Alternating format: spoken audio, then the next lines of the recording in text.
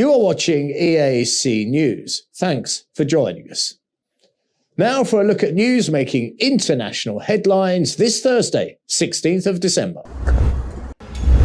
Around 300 people were trapped on the roof of Hong Kong's World Trade Center on Wednesday after a major fire broke out. The building is located in the bustling commercial and shopping district of Causeway Bay.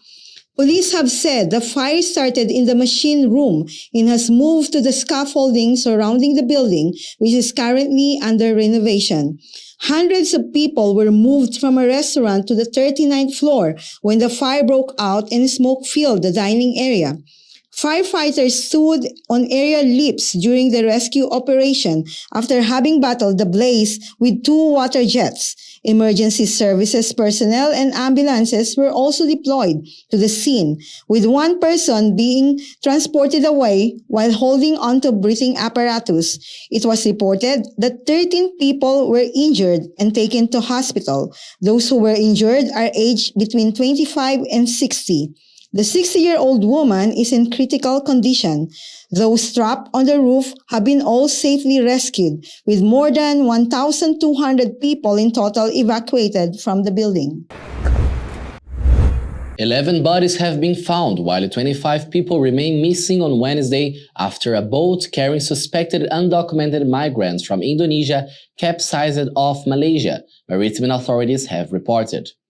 There were 14 people reported safe among the estimated 50 aboard the boat, which capsized off southern Johor State around 4:30 a.m.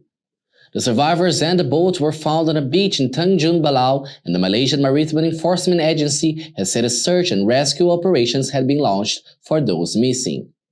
The boat was believed to have traveled from Indonesia and capsized after being hit by strong waves.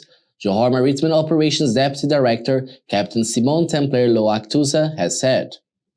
Coast Guard Chief Admiral Mohammed Zubil Matson said soldiers on patrol discovered the bodies of 7 men and 4 women on the shore. The Indonesian consulate in Johor said its representatives were on location to help identify and manage the remains of the victims. The 14 survivors were taken into custody. Those missing are believed to have either gone into hiding or drowned, and authorities have deployed boats and an aircraft to seek them out. The accident is the latest in a string of disasters recorded in the waterways between Indonesia and Malaysia in recent years, often involving overloaded boats ferrying laborers seeking works in Malaysian factories and plantations. Malaysia is home to millions of migrants from the poorer parts of Asia, many of them undocumented, and they work in industries including construction and agriculture. According to Migrant Care, a Jakarta-based non-government organization, between 100,000 and 200,000 Indonesians travel illegally to Malaysia for work each year, many of them recruited by trafficking gangs and subjected to exploitation when they arrive. And Russia unveils its latest anti-submarine missile system called Answer. It's the first cruise missile of the Russian fleet that shoots up into the sky and then dives into the sea, searching for underwater targets such as submarines. On Wednesday, Pacific Fleet frigates successfully tested the missile, with the projectile successfully hit an underwater target in the Japan Sea. The Russian Defense Ministry hasn't yet revealed its plans for the missile system, nor announced dates of its possible adoption to the country's fleet. But it was revealed that the new projectiles can be used via already existing Caliber cruise missile launch pads.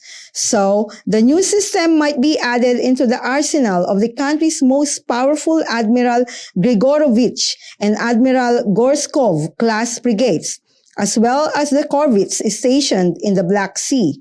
Answer consists of 4 parts: a new cruise missile, a launch pad, a hydroacoustic station that searches for submarines under the water, and an onboard computer that uploads targets, coordinates, and flight path into the projectile's brains.